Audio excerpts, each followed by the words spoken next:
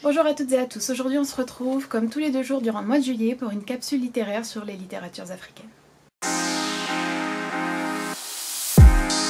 Cette vidéo me tient très à cœur car elle me permet de parler d'un pays dont je n'avais jamais lu la littérature, un pays dont je n'entends jamais parler et particulièrement dans le domaine artistique et culturel, la Guinée-Bissau. C'est quelque chose qui peut s'expliquer en partie à cause du faible taux d'alphabétisation qui est un résultat direct de la colonisation dans ce pays, mais également par la population qui est assez faible.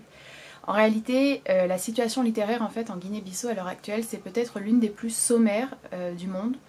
Et c'est assez regrettable. Mais il y a aussi de l'espoir parce que effectivement les jeunes artistes, les poètes, les écrivains s'organisent, se fédèrent pour essayer de faire émerger, de faire connaître cette culture-là et cette littérature de la Guinée-Bissau.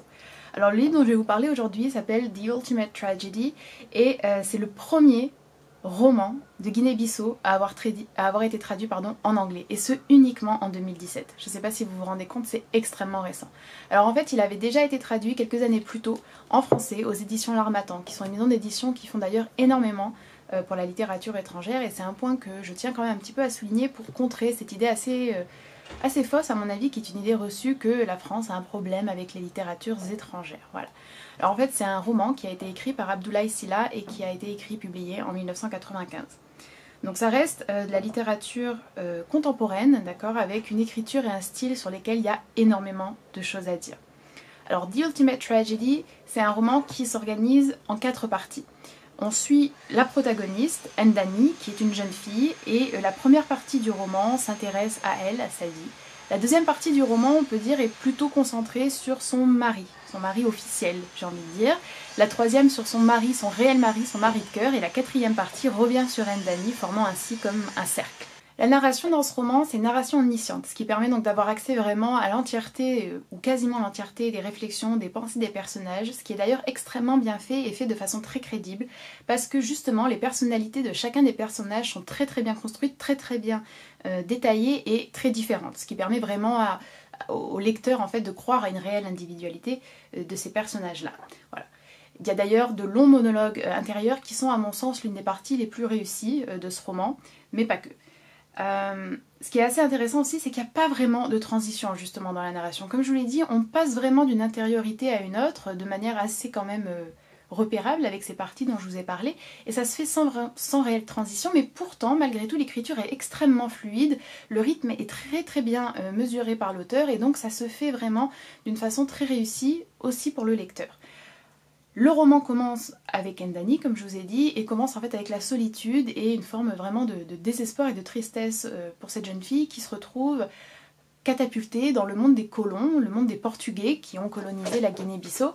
Elle cherche en fait une place de domestique dans l'une de ces maisons de blancs. Et la raison pour laquelle elle cherche un poste de domestique ou de femme de maison, c'est parce qu'elle a été exilée de son village en raison d'une sorte de superstition. Le sorcier, le marabout de son village a dit qu'elle portait malheur et donc elle a été exilée.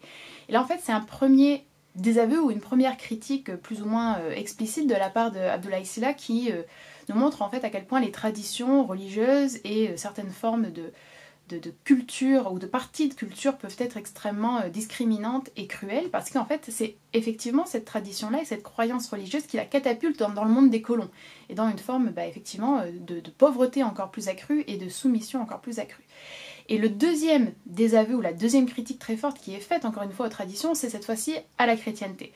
Parce qu'en effet on se rend compte très vite que la maison dans laquelle elle va travailler est une maison bien évidemment catholique, et là on a droit vraiment à une critique très virulente du catholicisme et à l'hypocrisie et à la violence en fait de la religion qui joue un rôle majeur dans la colonisation tout en prétendant être là pour éduquer, pour sauver, pour amener la bonne parole. Donc là il y a vraiment deux critiques très fortes, mais c'est pas les seules du roman. Le roman, il critique les religions, l'hypocrisie, il critique bien évidemment la colonisation, il critique le mariage forcé, il critique en fait les injustices de toutes sortes, vraiment. Et sans tomber non plus dans un pathos ou dans une forme de manichéisme. Et justement, ça se remarque également dans la façon dont sont décrits les personnages blancs. Une façon qui, à mon sens, est extrêmement réussie. Parce qu'ils sont vraiment décrits de façon incisive et de façon très critique, mais en même temps sans être caricaturaux. Il y a vraiment différents types de colons, différents types de personnages blancs qui sont représentés. Et ce qui est doublement intéressant à mon sens, c'est qu'ils apparaissent vraiment dans cette histoire comme les figures d'altérité. et ce de façon si parlante et si pertinente et si réussie qu'ils nous deviennent même étrangers à nous, qui sommes pourtant blancs et pourtant européens. En fait, on se retrouve vraiment à les considérer comme eux, les êtres étranges, les êtres incompréhensibles et les êtres qui sont quelquefois dépourvus d'humanité ou de bon sens. Et ça, c'est vraiment, je trouve, une réflexion très intéressante qui est amenée ici par l'auteur parce qu'elle permet de montrer à quel point on peut transcender ces différences-là tout en n'étant pas dans une sorte de color blindness, en refusant de voir les couleurs de peau. Donc pour moi, ça c'était également un autre point très très réussi. Alors comme je vous l'ai dit, le roman commence avec la tristesse et la solitude et malheureusement il se finit un petit peu sur la même note et ça répond en ce sens au titre, The Ultimate Tragedy. Et ça répond aussi à la prophétie qui avait été faite par le marabout, le sorcier du village, qui avait prédit une vie faite de tragédie et de malheur.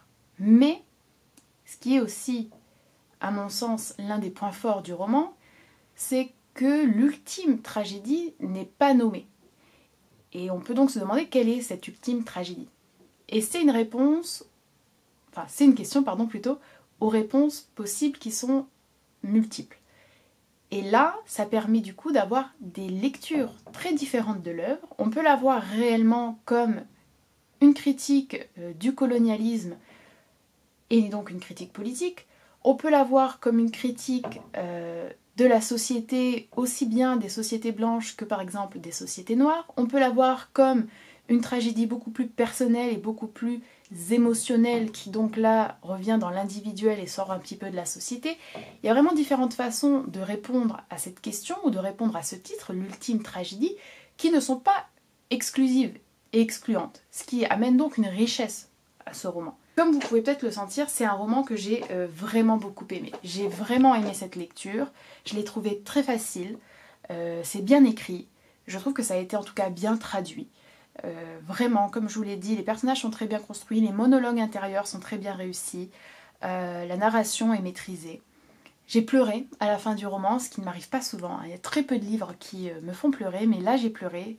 Et c'est pour vous dire en fait à quel point l'auteur a réussi à m'accrocher en quelque sorte et à me faire croire à ces personnages et à me faire ressentir leur vécu. La seule petite remarque, c'est que j'aurais aimé que ce roman soit plus long en fait. J'aurais aimé que les parties soient plus détaillées, j'aurais vraiment aimé passer plus de temps en fait avec les personnages et que chaque épisode, parce qu'il y a vraiment beaucoup d'épisodes qui se succèdent, soit plus approfondi. Mais en même temps, on ne peut que saluer aussi le succès, enfin la réussite que c'est de faire tenir en 187 pages une narration aussi multiple et un espace temporel aussi grand, parce que il y a vraiment un écart en termes d'années assez important entre le début du roman et la fin du roman. Et ça sans avoir pour autant l'impression que l'histoire a été bâclée, précipitée, pas du tout. Donc là, à mon sens, il y a une vraie maîtrise de l'écriture et c'est quelque chose qu'il faut évidemment saluer, même si pour mon plaisir tout à fait personnel, j'aurais aimé que ce roman soit plus long. Donc ça a été vraiment une très très bonne découverte, c'est un livre que je recommande absolument parce que c'est un très bon roman, à mon sens. C'est très bien écrit, ce sont de vrais personnages attachants, il y a de multiples réflexions qui sont derrière, et puis c'est quand même un pays dont on n'entend jamais parler et qui pour autant mériterait d'être beaucoup plus connu. Et quand on voit que ce roman n'a été traduit qu'en 2017, ça donne envie d'encourager les éditeurs et les maisons d'édition à se tourner vers ces littératures-là, vers ces auteurs, vers ces poètes, ces autrices et ces poétesses aussi. Et donc ça, il faut le faire en achetant ces livres et en les lisant. Voilà. Donc j'ai été très contente vraiment de vous présenter un livre qui m'a énormément émue et qui, je suis sûre, pourra en émouvoir beaucoup d'autres. Sabe, costuma-se dizer que cada sociedade tem a sua tempestade. O nosso problema é que a nossa tempestade tem estado a durar demais. Mas justamente por isso, o escritor, todos os homens e mulheres da cultura, ganham uma obrigação adicional de vender a esperança. É a essência da função do escritor, do pintor, do homem e da mulher da cultura, como eu disse. É uma dedicação sem limites às causas nacionais, para o bem de todos. E são muitos aqueles que querem que